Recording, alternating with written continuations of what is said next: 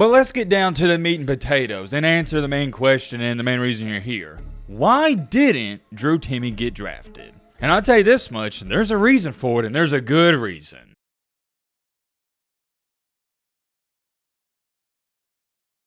Alright man, we ain't doing no intro, none of that. We're jumping straight into this, hope you guys don't mind. I want to make this a short and a really sweet video. In the previous video we uploaded only a few hours ago, yeah that's right, your boy Matt's working overtime for this video. I meant to talk about the entire draft in a whole and go over all the players, or at least some, not all the players, my bad, but go over some of the intriguing stuff that happened in the draft, but I wound up spending way too much time on the Thompson twins. If you want to hear my opinion and the quote-unquote what I'm labeling as the truth about the Thompson twins, go check out that video. I'll pop it up right here. Well, in this video, I'm going to talk about a situation that a lot of people have tagged me in on Twitter. They've sent it to me on Instagram, and people just ask the question, yo, Matt, why didn't Drew Timme get drafted? And that's a great question, it really is, but I'm going to tell you why old Drew Tibbert didn't get drafted. And by the way, I know his name's not Drew Tibbert, I just have always called him that. Like I said, let's just get straight into it. You know how it goes. If you like the content, consider subscribing and being a part of our community. If you don't like it, well, don't do it. It is what it is. The NBA draft wrapped up late last night, and there wasn't too much shocking stuff going on, but apparently a lot of people are shocked that Drew Tibbert went undrafted. Check out this tweet right here. It got over, well, not over, but about 1,500 likes. It's crazy how little college production means nowadays in the NBA draft. Undrafted, Drew Timme, 21.2 points per game, 7.5 rebounds. Oscar Tshiebwe,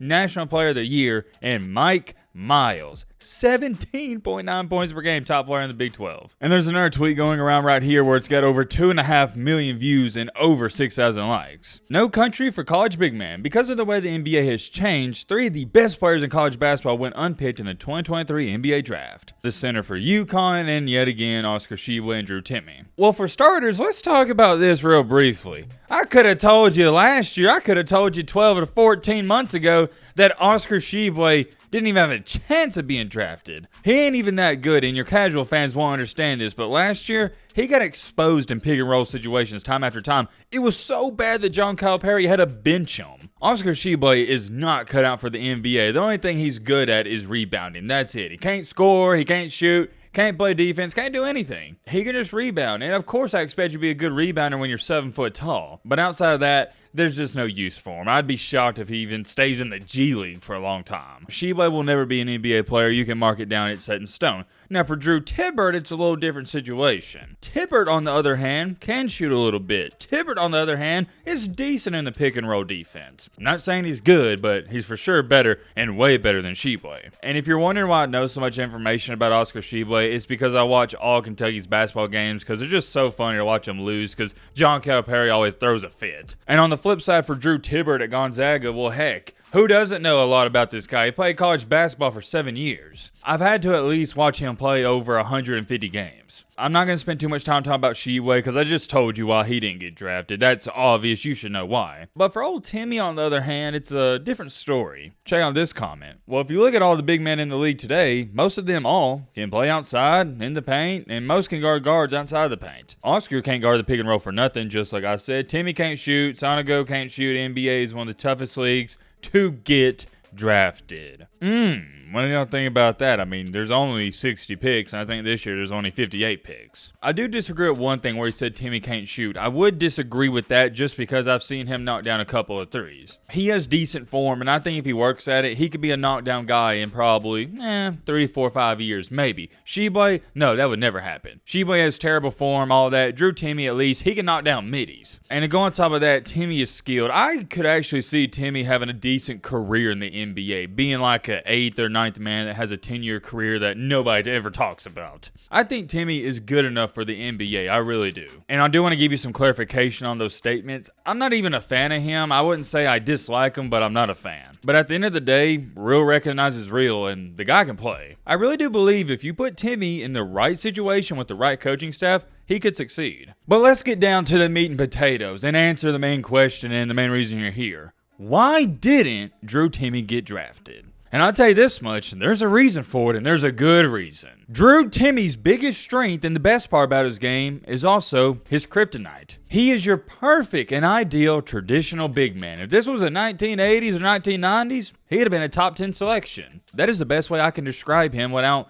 overcomplicating this situation. He's a traditional big man. He loves posting up, facing up, shooting the midi, driving, doing spins, power dribbles, all that nice stuff. But unfortunately for Drew Tibbert, and this is how the cookie crumbles sometimes, he was born in the wrong era. He is entering the NBA in the worst time for a player like him to enter. The NBA has no use for centers that post up like that. And also, he is not a good defender. At best, I'll say he's a mediocre defender, and that's at best. Some people would even say he's bad at defending, and I'm not mad at that. He doesn't fit in the modern day and age of the NBA because now teams want to run and gun, shoot threes all the time, and have a stretch big. Drew Timme doesn't exactly stretch the floor whatsoever, and he doesn't fit in with any team in the league. He doesn't stretch the floor, and to give you some context and perspective, nerd Matt, analytical Matt in the building, he only hit 4 out of his 24 threes last year for Gonzaga. Terrible percentage, but I will say this, he does have solid form, and I think he can fix that in a couple of years. But another downside to him is he will arguably be the most unathletic person to be in the league if he does get a shot. Super unathletic, and I mean super unathletic. He's your typical slow white guy. If I had to grade his agility on a scale of 1 to 100, I might give him a 5.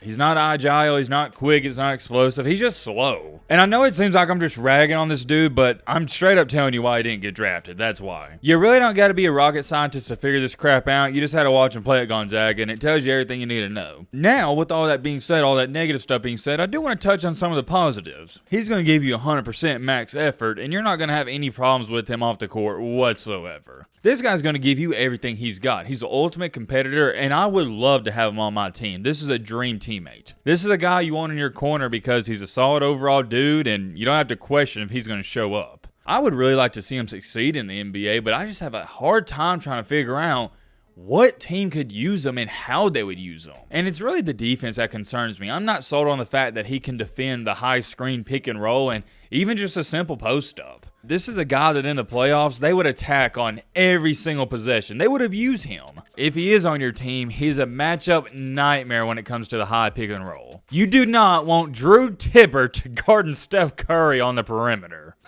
What is this dude smoking? He'll be an all-star in a couple of years. I think he'll be...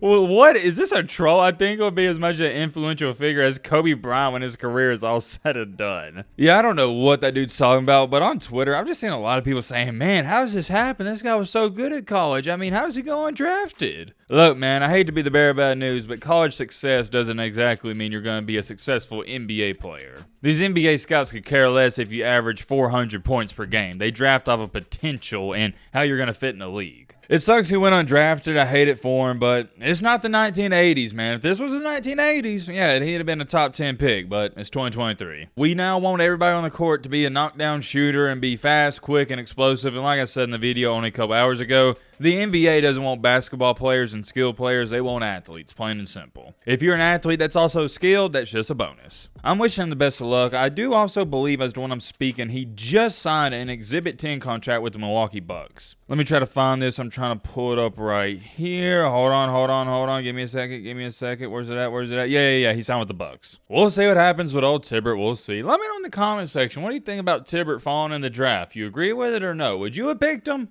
Let me know, down below. But roll me